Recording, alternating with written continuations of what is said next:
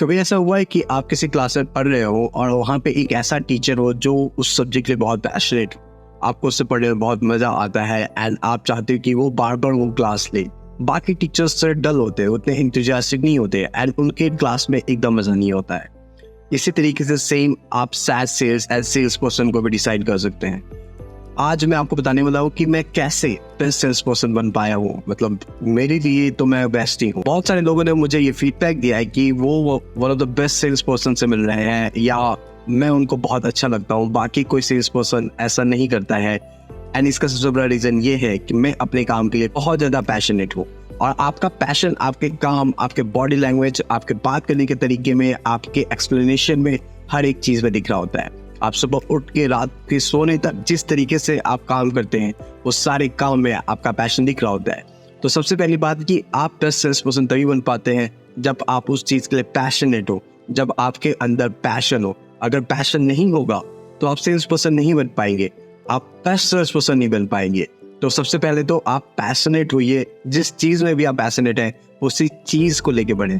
तो अगर आप सॉफ्टवेयर में पैशनेट है तो सॉफ्टवेयर के लिए सेल्स कीजिए। अगर आप हार्डवेयर में पैशनेट है तो हार्डवेयर के लिए सेल्स कीजिए। पर जिसमें भी आपका पैशन हो उसके लिए ही आगे बढ़े। अब पैशन से मिलता जुलता एक चीज होता है इंथुजियाज्म, कि आप कितने इंथुजियास्टिक है उस चीज को लेके, कैसे इंथुजियाज्म आप दिखा रहे हैं, कितने एक्साइटेड है, आप क्या टल मरे हुए एकदम सैड दिख रहे हैं या आपके चेहरे पे स्माइल रह रही है। आप उस चीज़ों के लिए कितने क्यूरियस है, कितना समझना चाहते हैं, कितना जानना चाहते हैं। एंड वो इंथुजियाज्म बहुत बड़ा इम्पैक्ट छोड़ता है लोगों के ऊपर आपका। देखो यार, फिर आता है लर्निंग्स एंड उसके बाद मोस्ट इंपॉर्टेंट चीज़ मैं बोलूँगा कि आपको फेक करना आना चाहिए।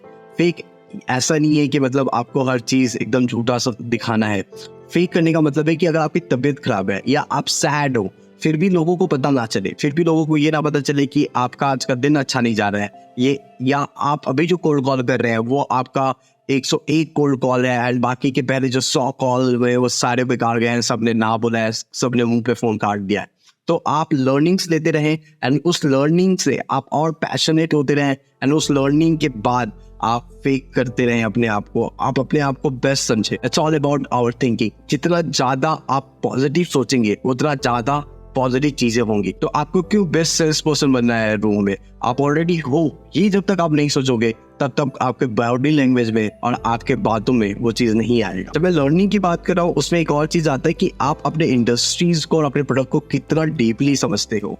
मैं एक ही जानता हूँ कि जब भी मैं कोई डेमो दे रहा होता हूँ या सॉफ्टवेयर के बारे में बता रहा होता हूँ, मुझसे अच्छा डेमो कोई नहीं दे सकता है, क्योंकि मुझे अपने प्रोडक्ट के बारे में पता है। मुझे पता है कि कौन सा फीचर कैसे काम करता है। जिस क्लाइंट के लिए कोई फीचर है वही फीचर किसी क्लाइंट के लिए बग हो सकता है। तो आपको ये मेक श्योर करना है कि आप जितना ज़्यादा इंडस्ट्री के बारे में जानेंगे, जितना ज़्यादा आपके पास नॉलेज रहेगा, जितने ज़्यादा लर्निंग्स रहेंगी, उतना ज़्यादा क्लाइंट आपसे कन्विंस होगा और उतना ज़्यादा आप एक अच्छे सेल्स पर्सन बनने की तरफ आगे बढ़ेंगे। फिर आता है कम्युनिकेशन एंड एक्टिव लिसनिंग। ये बहुत इंपॉर्टेंट होता है। देखो, कम्युनिकेशन का मतलब ये नहीं कि आप एकदम फराटेदार हिंदी बोल रहे हो या फराटेदार इंग्लिश बोल रहे हो। कम्युनिकेशन का मतलब है कि आप अपनी बात को कितने आसानी से लोगों को समझा पा रहे हो, कितना ग्राउंड लेवल पे जाकर समझा पा रहे हो। कोई अगर इंग्लिश नहीं बोल पाता है फिर भी उसके सामने आप इंग्लिश बोले जा रहे हो, वो नहीं क्लोज होने वाला, क्योंकि उसको समझ में नहीं आ रहा है। आपको उसके लैंग्वेज पे बात करना पड़ेगा, ये समझाना पड़ेगा कि उसका क्या फायदा होने वाला है। एंड वही होता है effective communication. And active listening भी बहुत इंपॉर्टेंट है। आप सिर्फ अपने बोलने के लिए नहीं जा सकते डेमो देने के लिए। एक अच्छा सेल्स पर्सन वही है जो अच्छे से सुनता है एंड उसके बाद इफेक्टिव कम्युनिकेशन पे ध्यान देता है। देखो, सेल्स में जो सबसे इंपॉर्टेंट चीज आती है वो होती है रिलेशन बिल्ड करना। मैं अपने क्लाइंट से इस तरीके के रिलेशन बिल्ड करता हूँ कि क्लाइंट मुझ पर ट्रस्ट कर सकता है।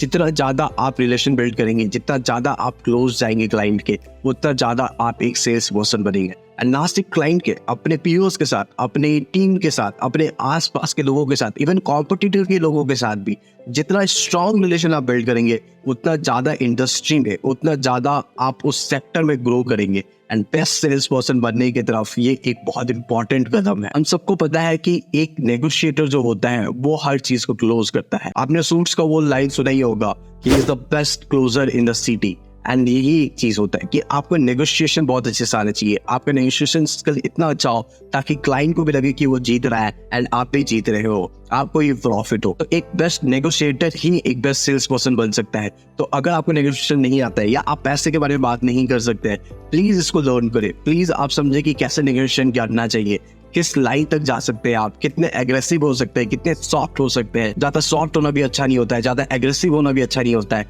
तो कैसे वो थिन लाइन आप मैनेज करेंगे, कैसे गुड कॉप बैड कॉप आप प्ले कर सकते हैं एंड अच्छे से नेगोशिएट कर सकते हैं क्लाइंट के साथ। एंड मोस्ट इंपॉर्टेंट जो मेरा फेवरेट है कि आपको एक एथिकल सेल्स पर्सन बनना पड़ेगा।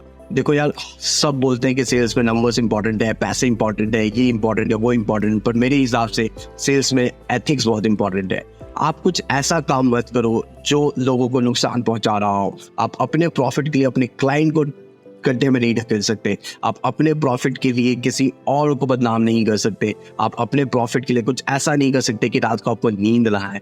तो मेक श्योर करें कि आप जो भी कर रहे हो वो एथिकली कर रहे हैं, ताकि आपको भी अच्छा लगे। आपको अगर लग रहा है कि ये रास्ता सही है एंड आप अपने साथ, प्रोडक्ट के साथ, कंपनी के साथ जस्टिस कर रहे हो, तो please go for it. But ethically आपको चीजें सही करनी पड़ेगी, क्योंकि जब आप बेस्ट सेल्स पर्सन रूम में बन जाओगे तब सब लोग आपकी तरफ देखेंगे एंड आपकी एक छोटी सी गलती भी लोगों को या तो मोटिवेट कर सकती है, डीमोटिवेट कर सकती है। देखो यार, हमेशा याद रखना कि बेस्ट सेल्स पर्सन का मतलब ये नहीं है कि सबसे ज्यादा डील्स क्लोज हो रही हैं या सबसे ज्यादा पैसे आ रहे हैं या ब्ला ब्ला ब्ला।